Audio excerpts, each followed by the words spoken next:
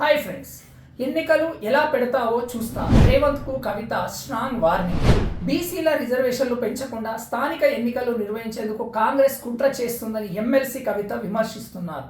అలా అయితే ఎన్నికలు జరగనివ్వమన్నారు. ఈరోజు బీసీ సంఘాలతో సమావేశం అయ్యారు. బీసీల జనాభాను వెల్లడించిన తర్వాతే ఎన్నికలపై ఆలోచించాలన్నారు.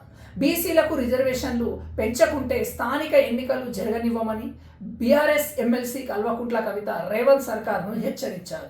ఈరోజు బీసీ సంఘాలతో ఆమె సమావేశమయ్యారు.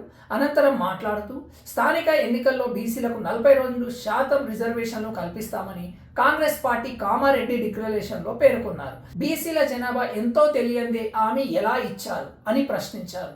జనాభాలో సగానికి పైగా బీసీలు ఉన్నారన్నారు. కానీ 42% అని కాంగ్రెస్ ఎలా చెప్తుంది అంతుపట్టడం లేదన్నారు.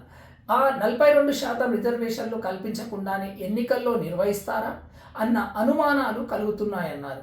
42% రిజర్వేషన్లు ఇవ్వకుండా ఎన్నికలు నిర్వహిస్తే తీవ్ర పరిణామాలు ఉంటాయన్నారు. మండల కేంద్రాల్లో, జిల్లాలో నిరసన ప్రదర్శిస్తామని, బీసీ డెడికేటెడ్ కమిషన్ నివేదిక ఇచ్చాక బీసీ జనాభాను వెల్లడించిన తర్వాతే ఎన్నికలపై ఆలోచన చేయాలన్నారు. అంతవరకు స్థానిక ఎన్నికల గురించి ప్రభుత్వం ఆలోచన చేయకూడదని, సావిత్రిబాయి పూలే జయంతి సందర్భంగా జనవరి 3న ఇందిరా పార్క్ వద్ద భారీ సభను నిర్వహిస్తామన్నారు. జనాభా లెక్కల్లోనూ కులగణన చేపట్టాలని కేంద్రంలోని బీజేపీ ప్రభుత్వాన్ని డిమాండ్ చేస్తున్నామన్నారు. ఏటా 20,000 కోట్ల బీసీలకు బడ్జెట్ కేటాయిస్తామని ఇచ్చిన హామీని కాంగ్రెస్ ప్రభుత్వం తప్పిదమని విమర్శించారు.